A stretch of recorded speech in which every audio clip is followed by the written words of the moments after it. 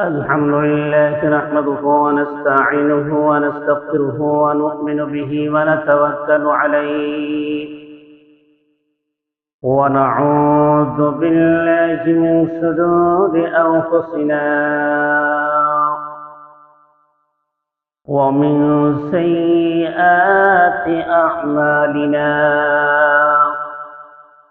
من يهده الله فلا مضل له ومن يضلله فلا هادي له ونشهد أن لا إله إلا الله وحده لا شريك له ونشهد أن سيدنا وسندنا وحبيبنا ومولانا محمدا عبده ورسوله الذي أرسل إلى الناس كافة بشيرا ونذيرا وداعيا إلى الله بإذنه وسراجا منيرا أما بعد فقد قال الله تعالى في كلامه المجيد وفي فرقانه الحميد أعوذ بالله من الشيطان الرجيم بسم الله الرحمن الرحيم يا أيها الناس إنا خلقناكم من ذكر وأنثى وجعلناكم شعوبا وقبائل لتعارفوا إن أكرمكم عند الله أتقاكم إن الله عليم خبير صدق الله العظيم وقال رسول الله صلى الله عليه وسلم من عمل صالحا من ذكر أو أنثى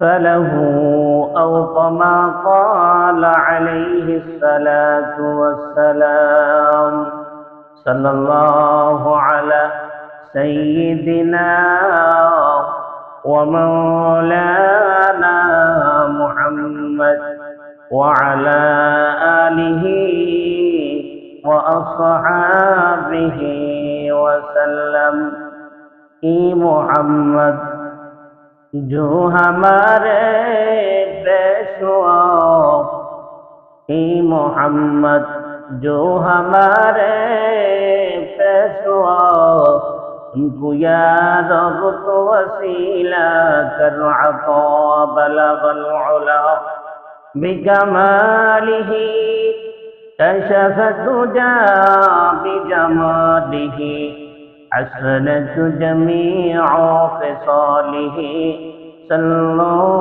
عليه وآله আজকের উপস্থিতি সম্মানিত মুরব্বিয়ান ইজাম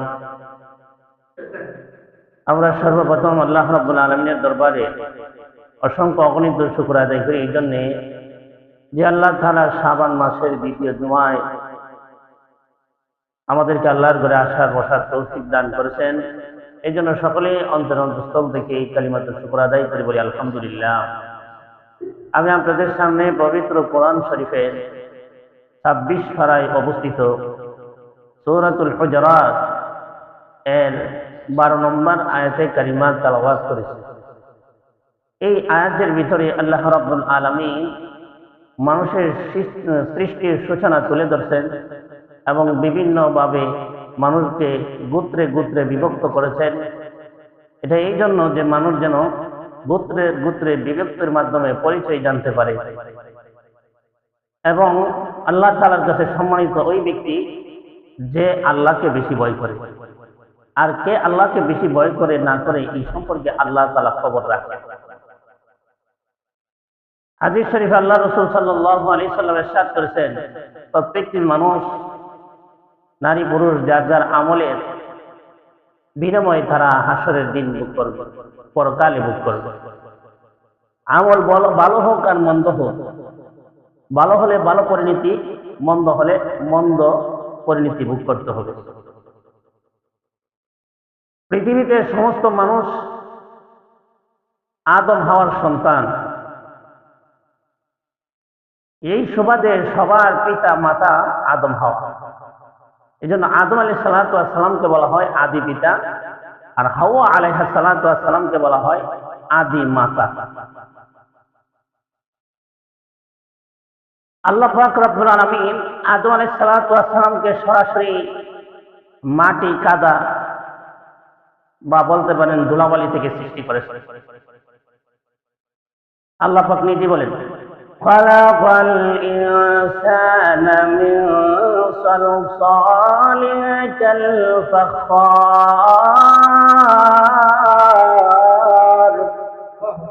খালাকাল ইনসান আই জাআলাল ইনসান, আমি মানুষকে সৃষ্টি করেছি মিন সালসালিন কাল ফাখার, বাতাসের যেই বালিগুলো কুড়ায় নেওয়া যায় এমন বালি থেকে।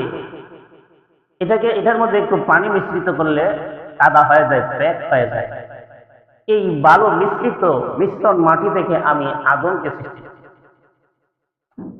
ওয়া খালাকাল জান্না মিন মারিজিন মিন নার,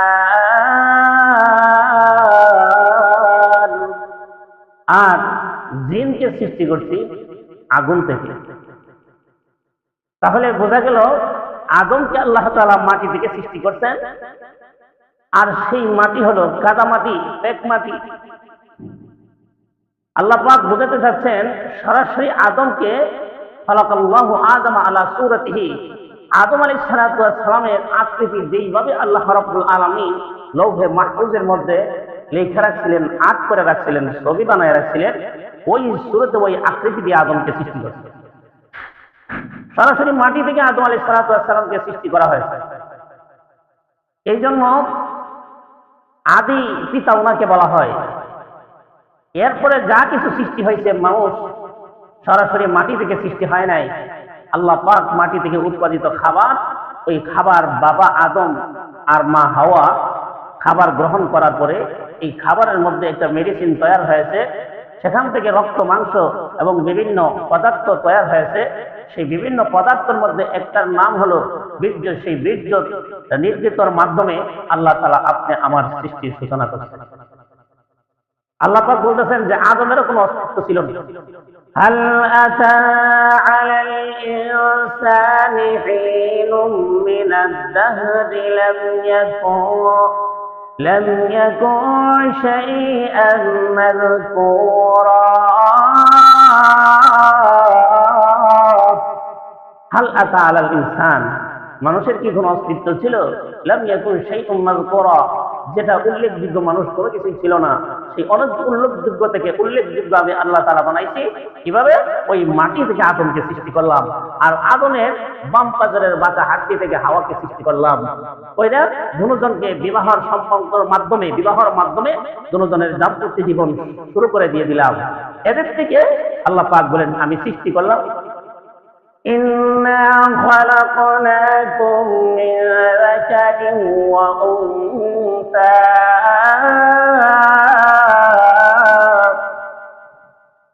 ছেলে সৃষ্টি করলাম, মেয়ে সৃষ্টি করলাম, অর্থাৎ পুরুষ সৃষ্টি করলাম, নারী সৃষ্টি করলাম, আদম হাওয়ার উভয় সমন্বয়। وجعلناكم شعوبا وقبائل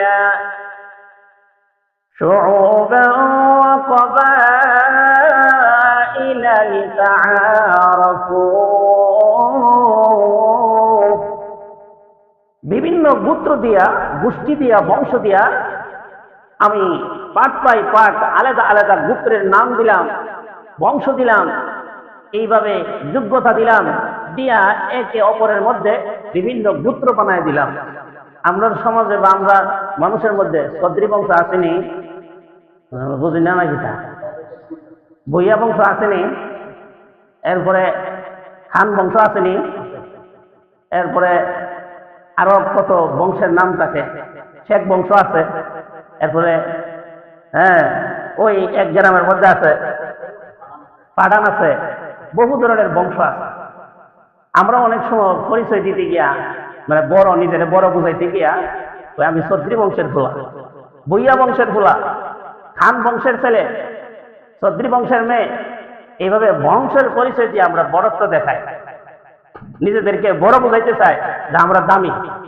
কিন্তু আল্লাহ তাআলা বলেন, তুমি এই কথা বলার আগে তুমি চিন্তা করে দাও তুমি কিসের তৈরি। তুমি যে বুঝাইতে চাইছো তুমি চৌধুরী বংশের লোক, ভুইয়া বংশের লোক, খান বংশের লোক, সৈয়দ বংশের লোক, এই বংশ টংশ আল্লাহর কাছে কোনো দাম নাই। যদি বংশের দাম হইতো তাহলে কুরাইশ বংশের লোকরা পৃথিবীর সবচেয়ে দামি বংশ। আবু জাহেল কোন বংশের ছিল? জোরে কোন? কুরাইশ বংশের। আবুল আহাব কুরাইশ বংশের। এরপরে ওয়ালিদ ইবনে মুগিরা কুরাইশ বংশের। মোট কথা শীর্ষস্থানীয় যত কাফেরা ছিল সবগুলো কুরাইশ বংশের। এই বংশের পরিচয় যে হাসরের দিন জাহান্নাম থেকে বাঁচতে পারবে। ভাই আমার, আল্লাহর নবী বিশ্বনবী রাহমাতুল লিল আলামিন হযরত ফাতেমা রাদিয়াল্লাহু তাআলা আনহাকে লক্ষ্য করে বললেন, ফাতেমা রে, বাবার পরিচয় দিয়ে জাহান্নাম থেকে বাঁচতে পারবা না। কারণ নূহ আলাইহিস সালাতু ওয়াস সালামের ছেলে কেনান বাবার পরিচয় দিয়ে জান্নাতে যেতে পারবে না। তাই তো নূহ আলাইহিস সালাতু ওয়াস সালামের ছেলে কেনান যে কাফের, সে বাবার পরিচয়, বাপ তো নবী, এই পরিচয় দিয়ে জান্নাতে যেতে পারবো?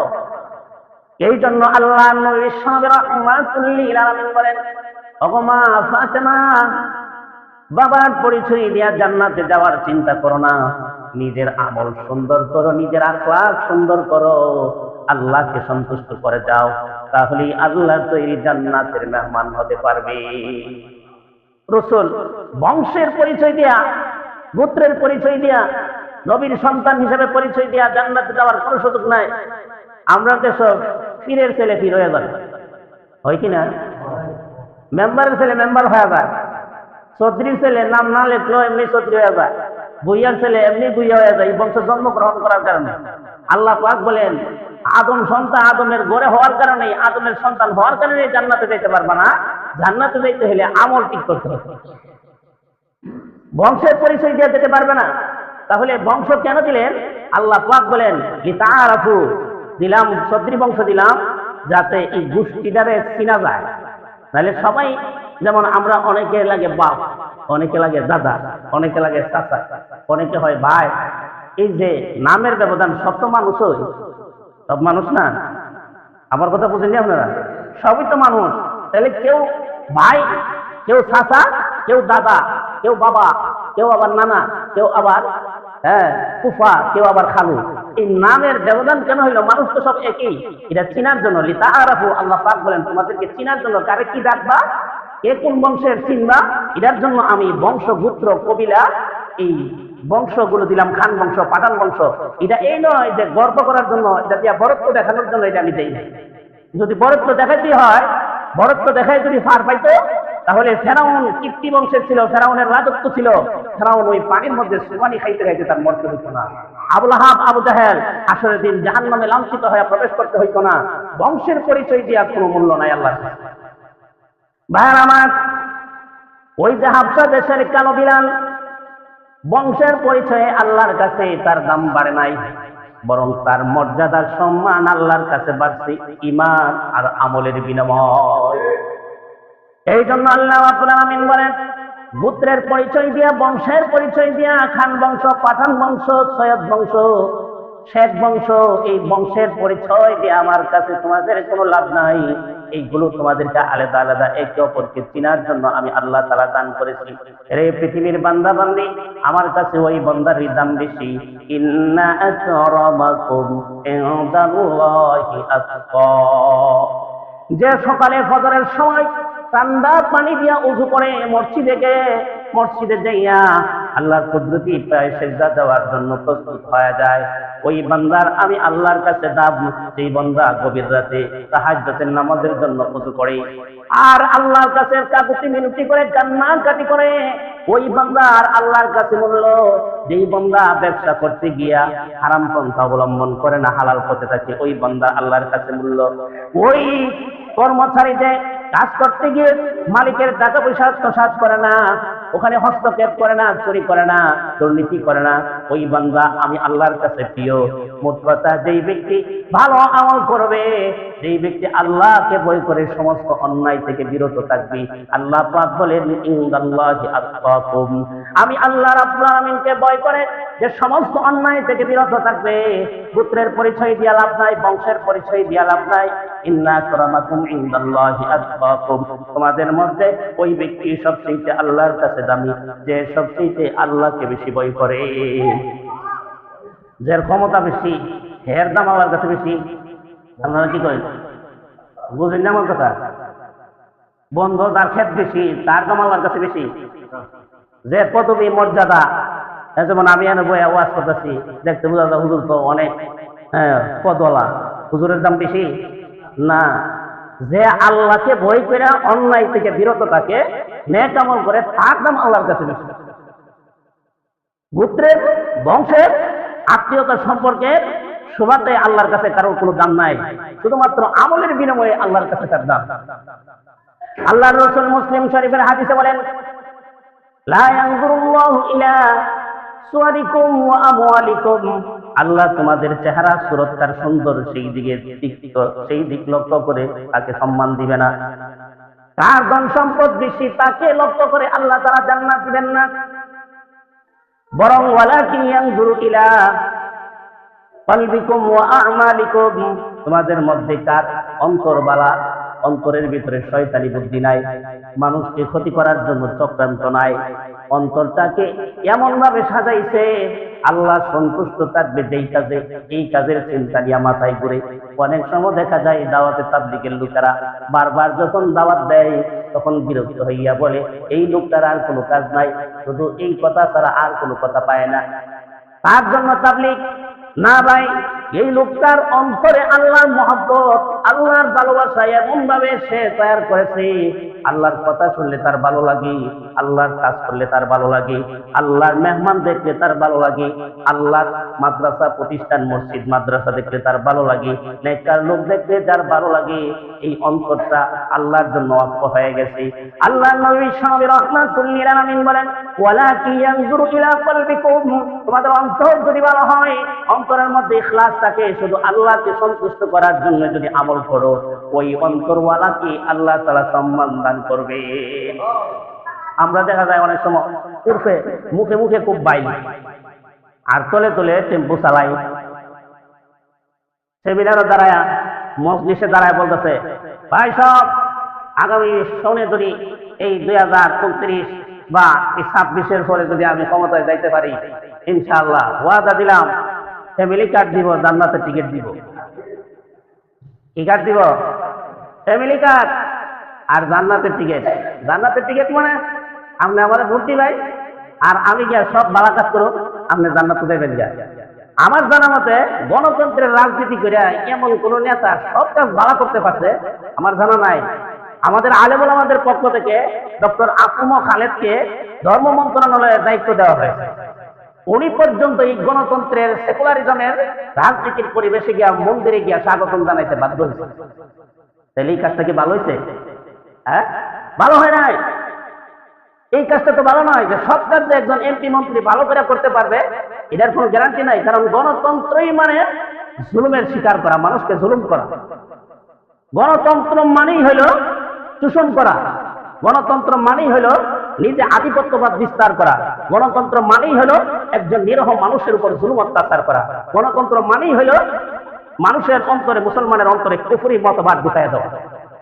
এই জন্য একজন রাজনীতিবিদ গণতন্ত্রের সেকুলারিজমের ধারায় যারা রাজনীতি করে তাদেরকে ভোট দিলে জান্নাতি কার্ড পাওয়া যাব, জান্নাতে যেতে পারবে, এই ধরনের কথা বলা বিভ্রান্তিকর ছাড়া আর কোনো কিছু না। আর ফ্যামিলি কার্ড দিব, আপনি এই কিছু টাকা পাইবেন, কার্ড যে দিব কার্ডের ভিতরে টাকা থাকবে না থাকবে এটা তো কোনো শিউরই নেই। এমনও তো হইতে পারে আইডি কার্ড করতে গিয়ে বেড়ার নাম হইল সমীর উদ্দিন, বেড়ার লিখে দিচ্ছে শরীফুদ্দিন, বেড়ার নাম দনামিয়া, নাম হইল দনামিয়া, লেখছে দনা। মানে এত ভুল আইডি কার্ডের মধ্যে। আর আপনার ফ্যামিলি কার্ডের কি অবস্থা এটা আপনি জানেন। এই জন্য জান্নাতের টিকিট যারা বিক্রি করে এরা যেমন ভুল পথে, ফ্যামিলি কার্ড যারা ধোঁকাবাজি দিয়া মানুষের ধোঁকাবাজি দেখাইতে চাইছে এটাও ভুল পথে। সুতরাং এই সেকুলারিজম, গণতন্ত্রের পদ্ধতিতে রাজনীতি বা সমাজ ব্যবস্থা চালায়া কেউ যদি জান্নাতের টিকিট দেয়, কেউ যদি ফ্যামিলি কার্ড দেয়, এগুলোতে কোনো লাভ হবে না। এগুলো হলো শুধু জনগণকে ধোঁকা দেওয়া। এই জন্য সেমিনারে দাঁড়ায় অনেকগুলো ওয়াদা করে বলে কেউ আপনারা বলছিলেন আমরা ভাঙ্গা রাস্তাটা ঠিক করে দিবে, ওই তার কতই পথ, ইতাহি সপ্তাহ পুরা করা সম্ভব। আর সরকারের এই কোষাগারে এত টাকা পয়সা নাই, অথচ নিজে যে বাড়ি থেকে গাড়ি নিয়ে বেরিয়েছে এটাও সরকারের তেল কি জনগণের টাকার তেল কিরা বেরিয়েছে। আপনারা বড় আশ্চর্য হবেন, এই দেশের রাজনীতিবিদদের লক্ষ লক্ষ টাকা বেতন হয়, এমপি মন্ত্রীদের, এদের কুট্টা পর্যন্ত সরকারি টাকা ইস্তারি দেওয়া হয়।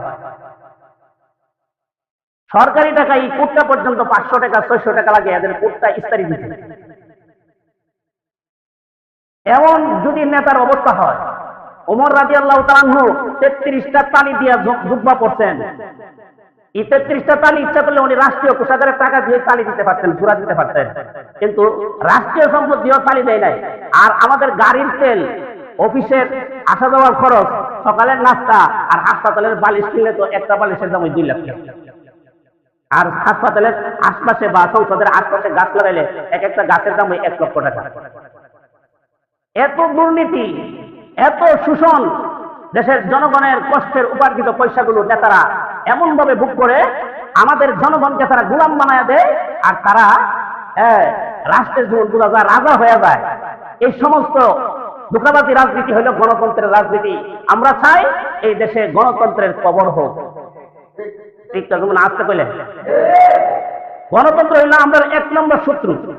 আপনি যদি এটা না বুঝেন, এইভাবে বুঝেন, ইসলামের কোরআনের আইন বাস্তবায়ন যাতে না হইতে পারে এই জন্যই গণতন্ত্র আবিষ্কার।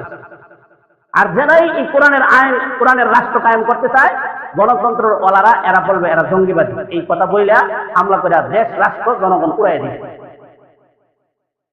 তারা তাদের রাষ্ট্র ব্যবস্থার জন্য আমাদেরকে জঙ্গিবাদী বলে, অথচ এখনো বিশ্বের যতগুলো রাষ্ট্রের মধ্যে যুদ্ধ হইতেছে কোন মুসলমানরা এই যুদ্ধ লাগাইছে? আপনারা যদি খবর রাখেন, রাশিয়াতে যুদ্ধ করতেছে কারা? খ্রিস্টানরা। ফিলিস্তিনে যারা যুদ্ধ লাগাইলো, মারতেছে 70-74 বছর ধরে ফিলিস্তিনিদেরকে, এরা কারা? ইহুদি। ভারতে পাকিস্তানে হামলা করছে, প্রথম ভারতে পাকিস্তানে হামলা করছে, এরা কি মুসলমান ছিল? ভারত বেধর্মী। এইভাবে প্রথম বিশ্বযুদ্ধ, দ্বিতীয় বিশ্বযুদ্ধ, এই যুদ্ধগুলো যারা লাগাইছে সব ইহুদি, খ্রিস্টানরা, বেদিনরা। মুসলমানরা আজ পর্যন্ত বিশ্বে আন্তর্জাতিকভাবে কোনো মাইল, কোনো ঝগড়া, কোনো সন্ত্রাসী কার্যক্রম করে নাই। তারপরও মুসলমানদেরকে সন্ত্রাস বলে তারা গালি দিয়ে মুসলমানদের রাষ্ট্রগুলোকে ধ্বংস করে মুসলমানদের সম্পদগুলো তারা চুষে নিয়ে যায়। এই জন্য যারা ওই দাঁড়ায় দাঁড়ায় মানুষকে মিথ্যা ওয়াদা দেয়, এই মিথ্যা ওয়াদা দেওয়ার জন্য আল্লাহ পাক বলেন এই সমস্ত লোকদের মূল্য আল্লাহর কাছে নাই। আল্লাহর কাছে কাদের মূল্য? ইন্না আকরামাকুম ইনদাল্লাহি আতকাকুম।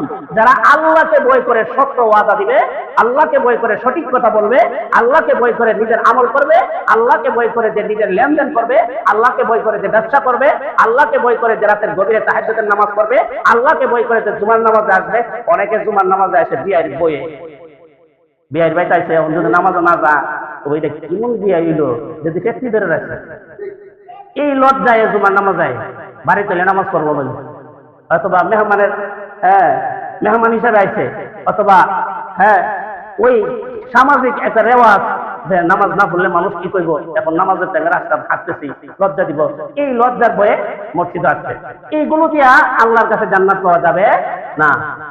এই জন্য আল্লাহ পাক বলেন, ইন্না আকরামাকুম ইনদাল্লাহি আতকাকুম, তোমাদের মধ্যে ওই ব্যক্তি আল্লাহর কাছে সম্মানিত, আল্লাহর কাছে তার মর্যাদার সম্মান আছে যে আল্লাহকে বই করে সমস্ত কাজ করে।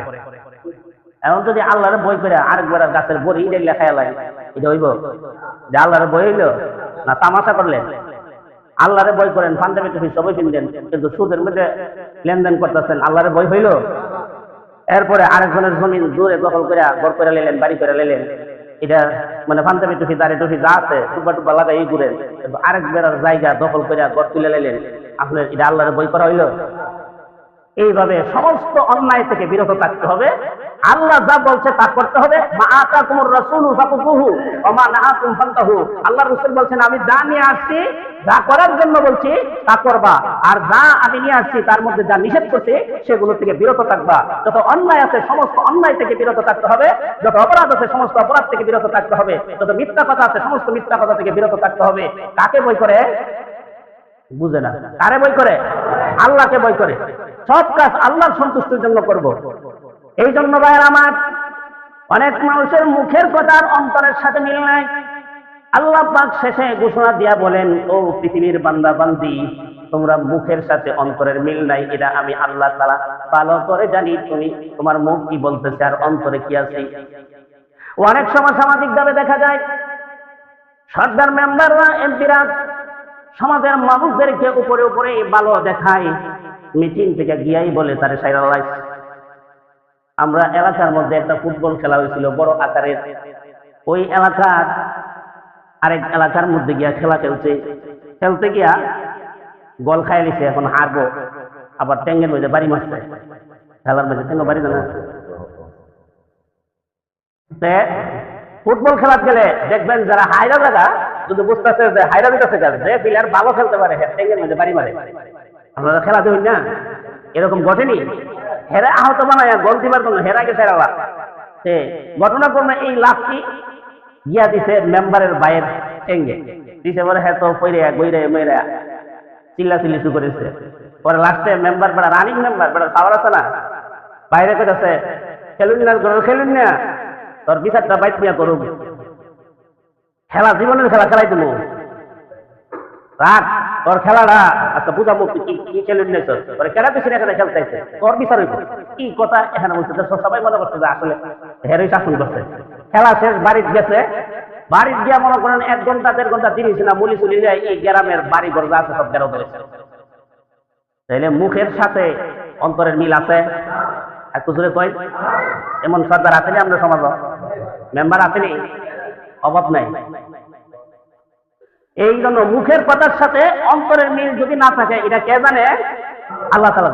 আল্লাহ পাক বলেন, ইন্নাল্লাহা আলিমুন খাবীর, নিশ্চয়ই আল্লাহ তাআলা আমাদের অন্তরে কি আছে আর জবান দিয়া কি বলতেছো এইগুলো আল্লাহ তাআলা ভালো করে জানে। বান্দারে, অন্তরের সাথে মুখের জবানের মিল রেখে যদি কাজ করো, আমি আল্লাহ ওয়াদা দিলাম, আর কাজগুলো যদি সঠিক করো, আমি আল্লাহ তোমাদেরকে ওয়াদা দিলাম, তোমাদেরকে সম্মানিত করব। আর সর্বোচ্চ সম্মান হলো বান্দার জন্য জাহান্নাম থেকে মুক্তি দিয়া তাকে জান্নাতে দিয়ে দেওয়া।